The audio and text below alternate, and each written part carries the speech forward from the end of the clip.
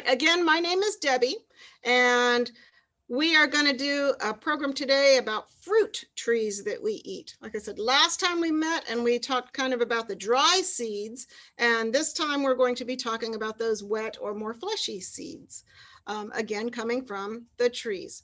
So again, here's our phone number and our web information. We are going to be having one of the storybooks. So if you want to read the storybook again, you just go to this website and you'll see on the top left, it'll say storybooks. And then you can kind of click down and go through all those. All right. So today, our main ideas, we are going to be talking about how a tree is a plant, but it has many shapes and sizes. And we're talking also about how trees help clean the atmosphere, how it increases oxygen, and that trees provide food for both animals and humans. Okay. And the idea that humans can invent, we can create new types of trees that give us new foods. That's pretty cool, isn't it? So if you remember last week, we talked a little bit about the root system and the stem systems. So here in this picture, you see how the roots are taking in all of the water and the minerals from the soil that the plant needs, goes up. Again, some of it transpires out through those leaves. That leaves are where the chlorophyll does the photosynthesizing. That's how the tree makes its food. Okay. And again, brings that food back down. All right. So when it comes to trees, remember, we're talking about all different kinds of trees, all different shapes and sizes. But one thing I want you to point out is, or to show you, is that some of our trees, they live on land, but then some of our plants live in the water. And so this is a picture of Tyson's Lagoon. And these plants, you'll see all along the water's edge. Some of our trees like a lot of water and some like it dry. So again, farther away from the water you go, you'll find those trees that like it dry. But right along the water's edge, we have non-vascular plants. And those are ones that, like the tulies and the algae, they don't have to transport water, like from their root systems and all. The other big trees and all that you see, the bushes and the big tall trees, they do have that support system, the water support system. So as you look at this picture, you see that really big tall tree, the tallest tree? That's not a native tree. That's a eucalyptus tree. And a big piece of it, one of the branches fell down, but the birds still roost on it. But I'm going to click this and a little video is going to run for a minute. I just want you to notice all the different colors of trees, the different sizes and shapes. All right, here we go.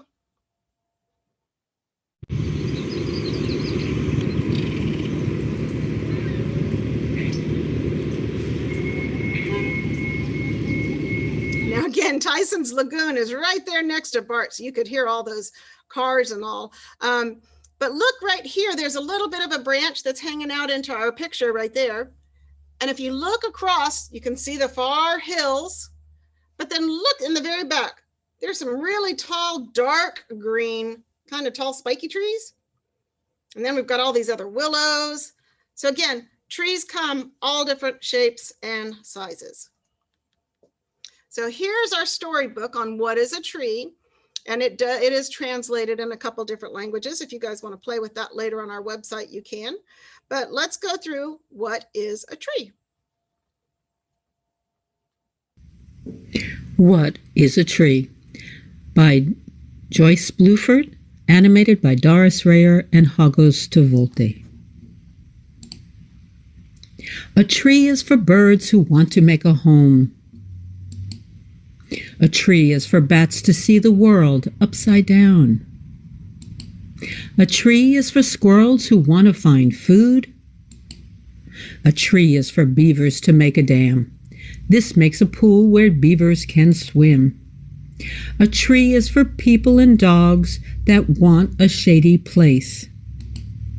A tree is for cats who want to see the world. A tree is for humans to make a house and to help shade the house from the sun. A tree is a plant that has wood tissue to help it stand up straight. Leaves use the light from the sun and water from its roots to make food. Trees can be sorted into broadleaf and needleleaf. A pine tree has needles, and a maple has broadleaves. Trees can also be sorted by their shape.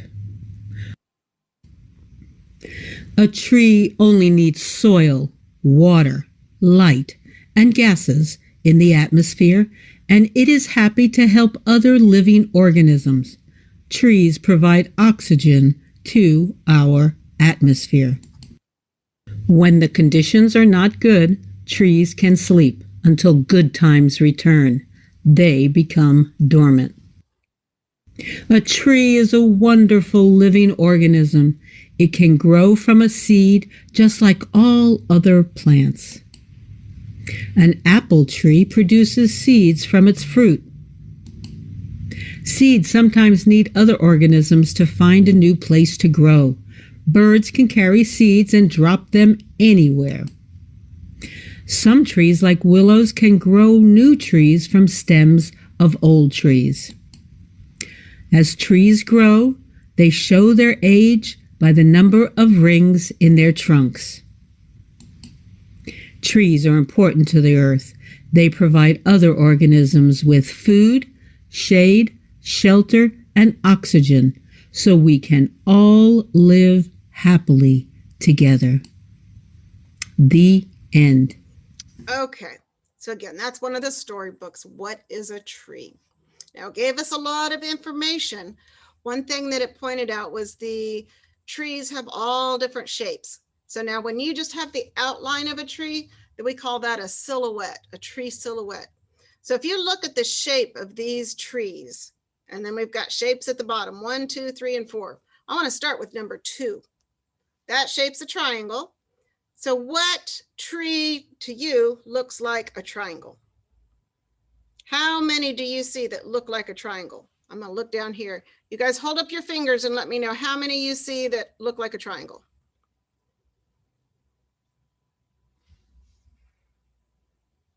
How many look like number 2? 3 of, okay, everybody's saying 3. So the spruce, that's definitely a triangle. The balsam fir, definitely a triangle. The eastern hemlock is a triangle. And the aspen. So there are 4 of them, yes, that look like the triangle. Now, these, it gets harder. All right, look at the trapezoid. So we have a trapezoid like a cup where it's little on the bottom and tall on top. Do we have any that look like that? How about the sugarberry? The sugarberry kind of looks like that, where it's little on the bottom and bigger on top. How about if we go the other way, where it's little on top and big on the bottom? Are there any that look like that? You can even do your hands like this if that helps. Sometimes that Mexican sycamore can look a little bit like that. Sometimes the willow can look a little bit like that. Sometimes the elm. Okay, so again, so you're using your judgment, your guess. All right, are there any that look circular to you? Any that look circular? I guess that sycamore is kind of a wonky circle. It's kind of all over the place. That could be kind of a circle. Or the oval is a stretched out. So how about that? Maybe the basswood kind of looks more like an oval. But I could argue that could also be a triangle. So again, it's up to you as the scientist to decide what shape you think they are. Just be aware, all different shapes and sizes. All right, another important factor we're going to look at are the leaves. Now we have 2 different types. We have simple leaves and compound. So these are just looking at a simple leaf where it's just one comes off the branch, the petiole and the leaf itself. So if you look at the top of these leaves, and you can do your hands like this again, make your hands look like the top of leaf number 1. Can you do that? Can you see how straight it is? All right, how about make your hands look like leaf number 2? They're out a little wider. I don't think we're here yet. We're almost done. We're this way. Use your arms too as part of the leaf shape. Okay, ovate, number 3. That's a little harder. So there's kind of a point or a tip where our fingers kind of go like that, and then the leaf comes down. You see how there's just a slight little tip to it? All right, number 4, our elbows go farther out. And number 5 is nearly round. Can you make your hands look nearly round? Very good. All right, now look at the bottom of that leaf. That, where it comes into the petiole, that is also very important because there's some that it doesn't line up easy. Like it's always mismatched. And that's also important. So again, we've got a whole nother shape there. We've got some that are the lance like this. The elliptical is farther out. Ovate's even farther. And then the 5 is nearly round. That one almost looks like a heart upside down. Okay. So again, we're looking at the leaves and the shape they are, both at the tips and then close to the petiole, and even how the veins run through that leaf. Now look at our compound leaf here. You see the difference between the simple and compound? The compound is coming off of the petiole there, but then it's got these leaflets. Look at all those different leaflets. So that's a different kind, again, that would help you notice the different kind of tree. All right, so now with our compound leaves, what we're looking at is, again, those number of leaflets. So if you look at, say number 3, so it's just got the 3 little leaflets and lots of veins though coming off, right? Look at number 4. How many leaflets do you see? 7? Yeah, 7 leaves, and the edges are sawed. Okay, so they come in a certain kind of arrangement. All right, so you need to be able to describe that and also describe the stem. Notice how off of this compound leaf, there's always another little stem getting ready to come up. Look right down at the bottom of the branch. See how there's like another whole little leaf getting ready to come out? All right, that's another characteristic of those compound leaves. All right, we are going to see if we can make a bookmark. This is something you can do just in your own neighborhood, just walking around. Phoebe's going to tell you a little bit about it. Today we're making a leaf bookmark. So what we're going to need is a piece of thicker paper like this, some clear tape, scissors, yarn, a hole punch, and a marker or pen to decorate. So first you're going to want to gather your leaves. So you can see these different kinds of leaves. This leaf has that vein down the middle and it's very thin and skinny. While this leaf still has that vein down the middle, but the edges are ridged and spiky. While this leaf over here has smooth edges, but they all have that vein down the middle. So once you have your leaves collected, you're gonna grab some and put it down on the bookmark. So you wanna grab all your leaves and line them up. And then you can decorate the bookmark however you like. You can label the leaves like this. Then once everything is placed just how you want it, you're going to grab your clear tape and tape it over the top so that the leaves are stuck onto the paper like this. Then we want to take our hole punch and punch a hole at the top. So you can see this one already has a hole punched in. And to make this little tassel, we're going to grab our yarn. You can grab 2, 3 pieces and stick it through the hole and then tie a knot. And then you're going to pull it tight, just like that. So you can see that makes a little tassel. Okay, so you see that's simple to do. And just by putting that packing tape over it, it preserves it and keeps it. I've got some that have been preserved like this for going on 20 years, and they're still great for identifying. Let me back up for a minute though and see if I can show you these real quick. This is another online worksheet. These are just the simple leaves. So you may recognize one of those, the leaves, the rosemary is kind of like that long skinny leaf, or the willow, there's the willow leaf. See how those edges are real flat though? They're real smooth. And then look at number 6. It's oblong, but it's got these waves on the side. Okay, so again, those are those edges you're going to want to pay attention to. So again, you can use these little sheets just to help you figure out what some of these are when you're walking around outside. All right, this is an activity where we're looking at how a leaf is made with its bilateral symmetry. Do you guys know that word? Symmetry is when it looks the same. Bilateral is it looks the same on each side. So for example, look at this little leaf I have. I can fold this leaf in the middle, and you see how one side looks just like the other side. So what we did with this was did a leaf coloring. And you can do this at home too if you've collected some leaves. And then all you will do is simply place your leaf underneath. I'm going to use this little book. You simply place the leaf over a piece of paper and then just run your crayons over like this. And that gives you a drawing. That's how you do a leaf rubbing. All right. Now what we did with this though, was we took this leaf and we cut it in two. And then the kids had to try to match the other side of the leaf. So that's a lot harder to do. They had to try to look at matching its shape as well as the edges. So let's see how they did. All right, here we are. Let's see another part. We found some more leaves. Show us those leaves that you've got there. We cut them in half. So they were able to match the symmetry. They were able to draw the other side of the leaf, which means they had to look carefully at the detail that was coming in. So now we're also using any kind of information we have. We've got a couple different books here. We can try to identify those leaves and learn a little bit more about them. Okay, so again, simply you could do like something like this with the leaf rubbings, where you still get the shape of the leaf, and then you can go back and look it up later if you're outside and you don't have access to your books and all.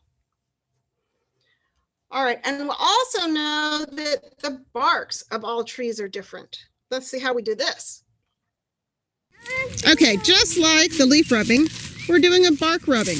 So all you do is simply hold up the piece of paper and squiggle the crayon all around. It's going to seem a little odd at first. Just keep wiggling it, keep wiggling it. Soon as enough, you're going to see a pattern that comes out from that bark. So the bark has a lot of texture. That's one way we can help identify the tree, by the shape, texture of the bark, leaves, and even the types of twigs that they have. Just keep swiggling it all around. Go all the way to even more to the left and more to the right. And that will be our bark rubbing. So again, all different trees have these different patterns. So again, you've got the shape of the overall tree, the bark pattern, and the shape of the leaves and their patterns. All right, but why do we care about trees? Why are they important to us? Do they matter to us? Do you guys care anything about trees? Yeah, well, we need the trees for our building materials, right? Your houses have a lot of wood in them. Wood's real pliable but very strong at the same time. But we also need it for making things like toilet paper, the paper you're writing on. All of those are also from trees that are wood products. Even our spices. Remember, I think we saw this last time where we were looking at how they were taking the cinnamon, the spice that we use called cinnamon. It's taken from the bark, from the outside of the tree. And that's what makes that cinnamon spice. And you see there, of course, the lady eating all those plums right there. So again, we need our trees for lots of different things. Food, fruits, spices, construction. But if you think about it, why does a tree need to produce fruit though? Is it for humans just so that we have something to eat? No. Do you think trees make fruit just so that the animals have something to eat? No. Trees make fruit so they can make more trees. That's the goal of the fruit. The fruit, remember, has the seed, and the seed is going to make another tree. All right, look at all these different types of trees. So we have a lot of trees that make fruit that we eat. And if you look at all these different types, you see the apple tree. Raise your hand if you like apples. Okay, raise your other hand if you like peaches. No, not so many peaches. How about lemons? Lemonade? Yeah, it's tart, but then you add a bunch of sugar into it. How about oranges? How about plums? That's something you guys may not be as aware of. We'll have to work on that one. How about cherries? All right, Bing cherries. So it's really fun if you didn't get a chance to go to the grocery store or the farmer's market with your parents to look at all the different kinds of fruit we have and all the different seeds that we have. Make sure you go, because even just to look at apples, do you guys even know what kind of apples you would like? There's so many different kinds. But what's fun is that most of these trees have been created by people.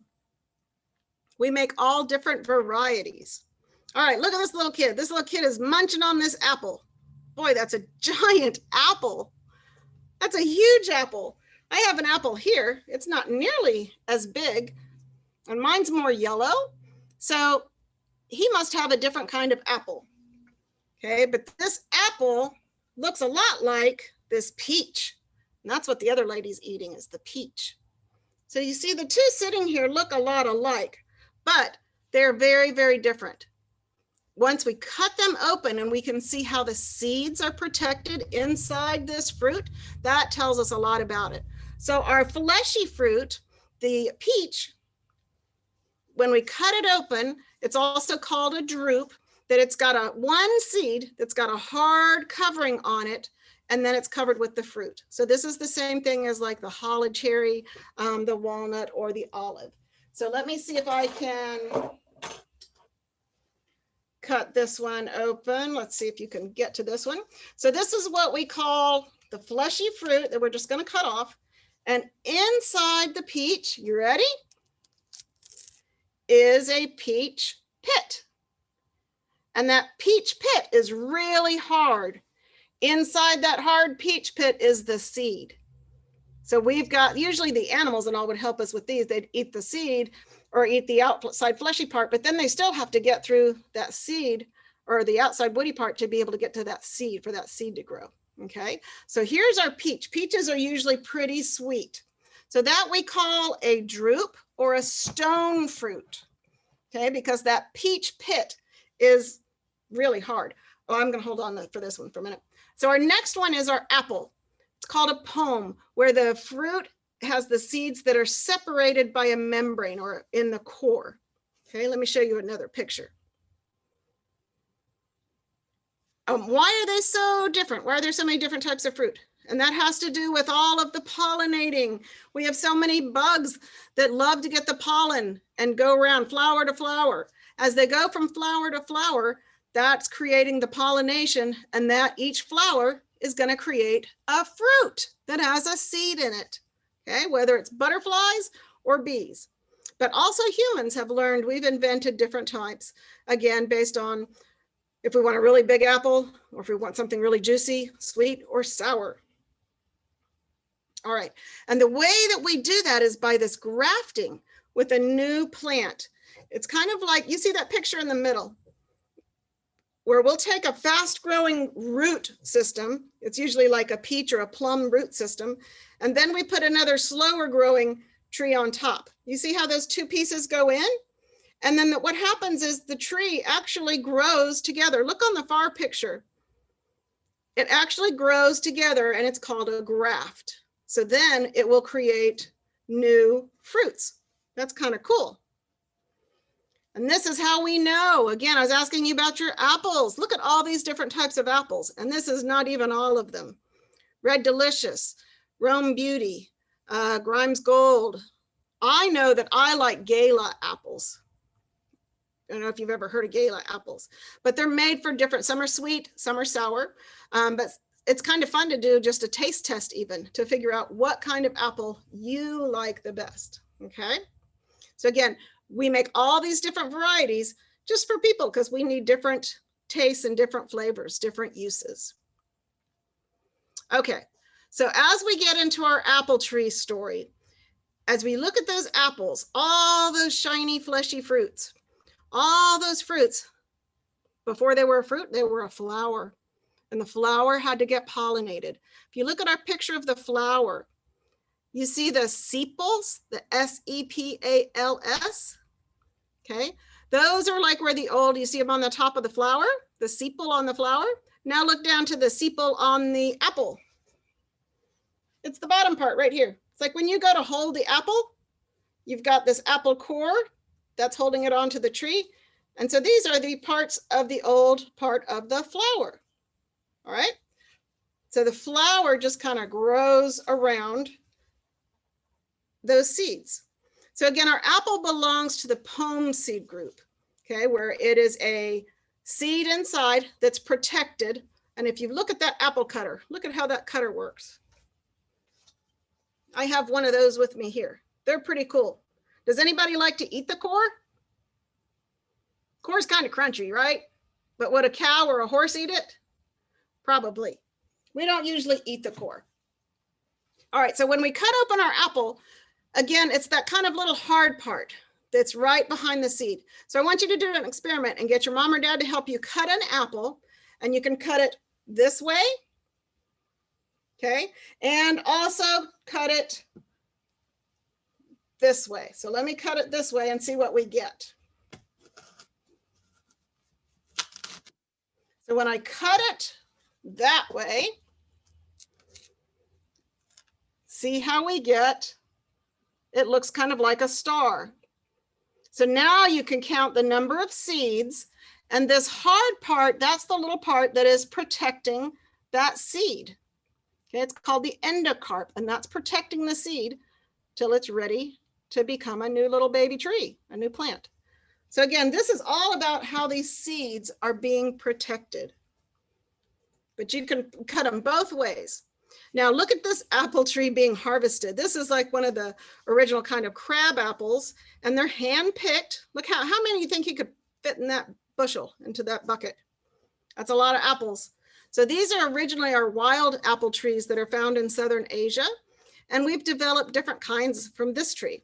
And we've learned to take the good parts, the good tasting apples, and make a new one. So if you had a sweet one and a sour one and you wanted sweet, then you take all the seeds from the sweet apple, and that's where you'd get your tree, and what we call a domesticated apple. So our domesticated apples have blooms too, though. Look at this pretty white bloom. You see, of course, the bees flying all around. And then the one picture has a little bit of the yellow. That's where that pollen would be. But our apple blossoms, all of these flowers, attract the pollinators, flies, bees, all kinds, butterflies. They cross-pollinate. They take, every time they go to a flower, they're taking a little bit of that pollen, and the bees are like stuffing it in their little pockets. So when they go to the next flower, a little bit falls out. So that's how this cross-pollination happens. And again, if that happens well, then everything's going to bloom all the same time. That means all the fruit comes at the same time. And that's great for harvesting. All right, got a quick story about Johnny Appleseed. You guys ever heard of Johnny Appleseed? It's what we call a folk tale. But actually, Johnny Appleseed was a real person. So I'm going to let you listen to this story first, and then we'll go back through and see what was true, what wasn't. All right, here we go. We're going to try to figure out why he planted apples, why he planted all these orchards. Here we go. Hi kids, gather round. It's fairy tale time. Actually, this one is a folk tale, or a fairy tale for folks, or a folk tale for fairies. Either way, it's a good one. Let's call it folktale time. This one is about American legend Johnny Appleseed. Are you ready? Let's go. Once upon a time, September 26, 1774 to be exact, a little boy named Johnny Appleseed was born. Well, they didn't call him Johnny Appleseed back then. His real name was John Chapman. Little Johnny Chapman grew up and decided to go explore the country. Remember, this was over 200 years ago, so he didn't get in his car, or fly in a plane, or even take the bus. Johnny took off on foot. And not only did he go on foot, he went barefoot. Johnny was always barefoot. He even went barefoot in the winter. He would walk on snow and ice and rocks like it was a cakewalk. That means something that's really easy. He didn't actually walk on cakes. Why would he do that? Cakes are delicious. Anyway, enough about his feet. Let's get to the apples. See, everywhere Johnny went, he carried a sack full of apple seeds. He walked thousands of miles planting apple trees. Some say he just dropped seeds as he went along, kind of like Hansel and Gretel did with crumbs. But Johnny Appleseed didn't do that. He planted apple nurseries. They're called nurseries because they're for baby trees. I wonder if Johnny read nursery rhymes to the baby trees. Little Jack Horner sat in a corner eating an apple pie. Blueberry pie. Pretty soon, people all over the country knew the man called Johnny Appleseed. A guy like Johnny is hard to forget. Not only did he go around barefoot, planting apples, he also had a habit of giving away his clothes to people who needed them. Sometimes he just wore a sack with armholes cut out. But the strangest thing about Johnny's outfit was his hat.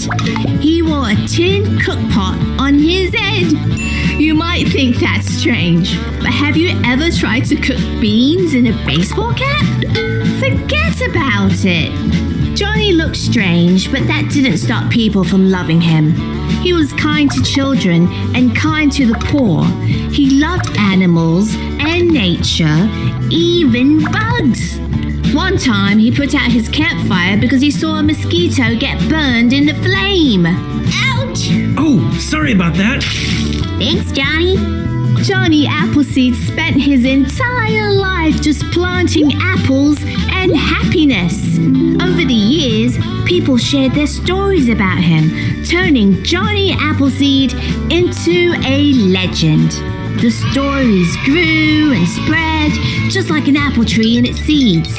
And that's why we still talk about Johnny Appleseed today.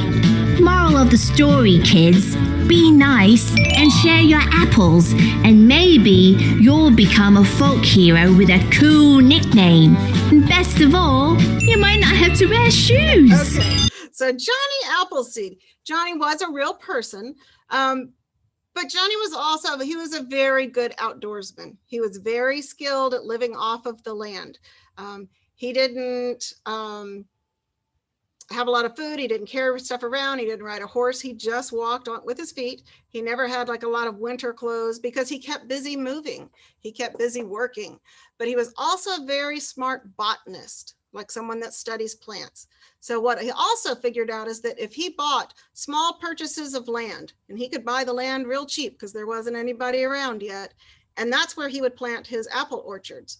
Then the settlers, as they came west, that's where the settlers could go because you had to have an orchard in your settlement.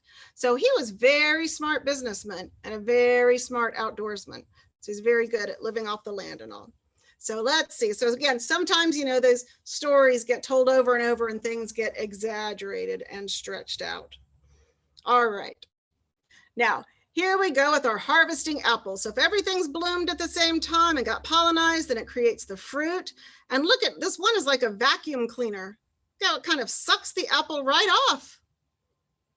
That's pretty cool. And look at the other one is shaking the tree. And if the apples are ripe, then they fall off. Then they still have to be harvested and collected, right? Yeah. So again, all different types are harvested different ways. By hand, shakers, by robots.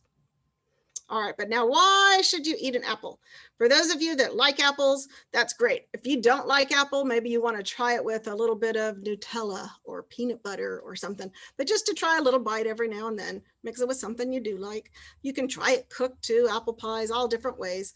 The skin of the apple is important. You can eat the outside of the apple. It's like its own little packaged snack. And this outside gives you lots of fiber, and fiber makes sure that it helps you poop, makes your digestive system work correctly. And it's also full of vitamins and minerals. If you look at the vitamins, you guys see those letters, the C, E, lots of B's. Okay, again, those are vitamins that you get from your foods. Same thing with the minerals, the potassium, the calcium, magnesium. So we have to get these vitamins and minerals into your body so that you have energy for your body to work. And again, an apple is a great healthy snack. Okay, if you look down at the end though, it does have the 13 grams of carbs because it does have a sugar in it, right? Sweet, no fat, and just a little bit of protein. But again, it's a natural sugar, so pretty good snack. They always say an apple a day keeps the doctor away. All right, we're going to go on to our peach. Remember our one that had the stone fruit, the peach pit? So she's picking an apple, a peach off of there, and the peach is kind of a little bit fuzzy on the outside, but you can't eat that outside skin too. But look at the peach flower. Isn't that fancy? Look at all those long, the stamen and pistils, and you've got, again, the yellow kind of pollen there. Look at those, some of those flowers are just starting to open up. They're pretty. All right, here's another fun little story about a peach. It's got a lot of vocabulary in it, so listen carefully.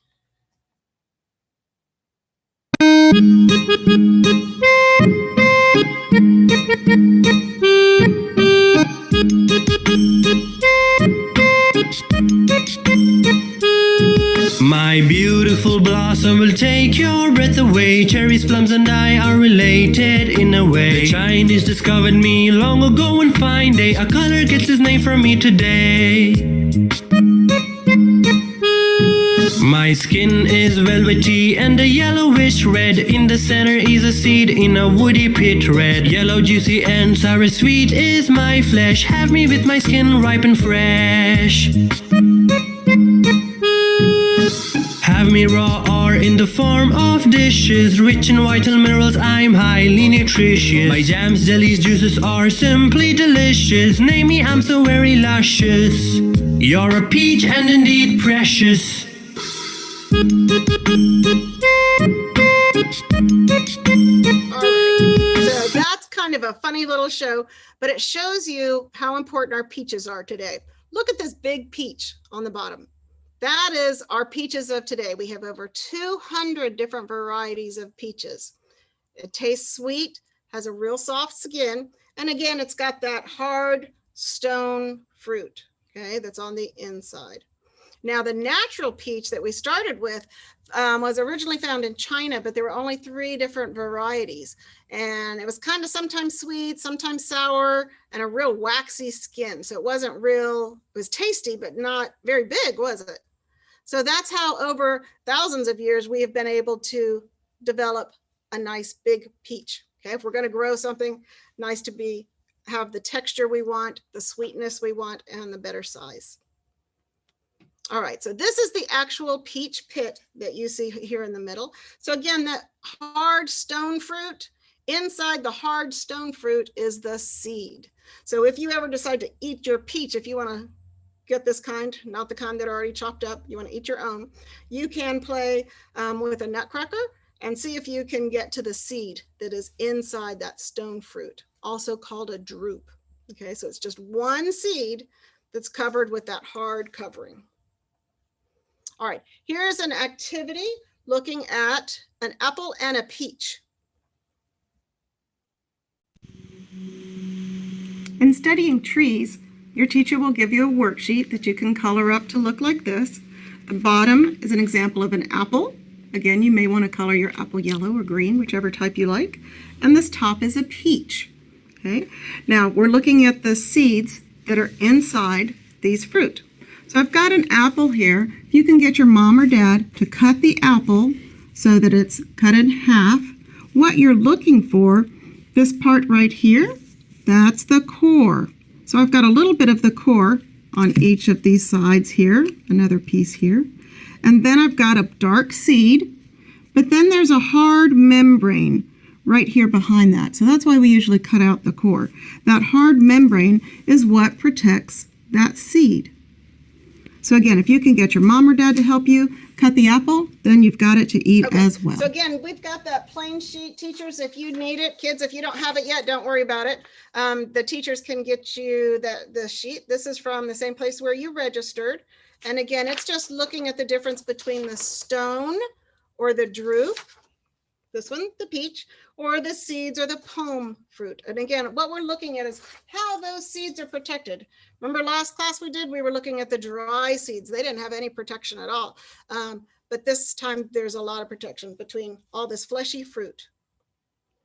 All right, let's see what other fruits come from trees. Did you know lemons come from trees? Cherries? Anybody know what a pomegranate is? How about an apricot? Yeah, how about a pear? Okay, I have a few of them over here. So this is a lemon tree, and here you see a lot of lemon trees in this area. I see them in the fences of people's yards and all. We're cutting off a lemon here, and when you slice the lemon, its seeds are put together totally different than these two. Okay, its seeds are in sections, because you know if you've ever eaten the sections of an orange or lemon. So let's look at this little poem. It says, I put the pucker in lemonade. I'm a little sour, that's how I'm made. But if you forget to wear your coat or find yourself a sore throat, I'm round and yellow like the sun, and vitamin C I have a ton. All right, so a lot of times our throat lozenges, things like that, have a lot of vitamin C in it. All right, and again, you see the flower. You see the yellow is the pollen, so that has to be, again, cross-pollinated. We need our animals to help us with that pollination, moving the pollen around. And once it's pollen set in there, then that flowers, the flower petals start to fall off, and that seed starts to develop, and the fruit gets bigger and bigger and bigger and protects those lemon seeds. Now here we've got cherry trees. Some of you said you like cherries. Bing cherries are usually the most popular cherries. That's what we're sorting out at the bottom there. Cherries, cherries, ruby red. Want to try one? Go ahead. Cherry pie or cherries jubilee. Find the pit and plant a cherry tree. So our cherry is another one of our stone fruits that's got the hard pit. Okay, look at those flowers of the cherry tree. They're kind of that light pink. They're beautiful. And the cherries are hanging on there, even though if they're not ripe yet, they're not going to fall off. All right, here's the pomegranate. We use a lot of pomegranates like in salads. A lot of times they'll sell just the seeds in a little plastic tub, but you can find the whole fruit. Look at how big that fruit is. It's kind of like a bigger apple, but it's in sections. And if you look at it, it says, my outsides are hard. You can't eat my skin. Only the seeds you find within. I come from India and I'm good for your heart. My seeds sometimes are sweet and sometimes tart. So with this pomegranate, look at all those seeds that are inside, and look at all those that the little raccoon is eating. So each one of those has a small seed surrounded by a little fleshy bit. So each one of those is one tiny little seed. So that's the pomegranate. Now we've got our apricots. Apricots, look at the flowers. They're a beautiful one. Look at all the butterflies on them. Again, we use our insects to help pollinate and our larger animals as well. But look at these trees. They've created a whole lot of fruit on one tree. And again, that's been through the development over time. But again, that is the apricot. Looks a lot like a peach. And here's a pear. Here's a partridge in a pear tree. Now, some of you guys might eat pears. You're probably used to them when they come out of the little containers, out of the little snack bins. But this is what a pear looks like. Again, there are many hundreds of varieties of pears. This is the Bosc pear. And again, you see the pear tree has the white blooms, and the blooms again turn into the actual fruit. All right, but our fruits only from trees. Look at that pile of fruit that we've got there. And look at all our little fruit critters coming off the tree. Yep, there goes the strawberry. There goes an apple. Oh, artichoke, banana. Think about it. Do they all come from trees? Let's look at a kiwi. Do you guys know what a kiwi is? I'm sitting here, I'm gonna look at your pictures and see what all you guys are saying. Has anybody here ever tried a kiwi?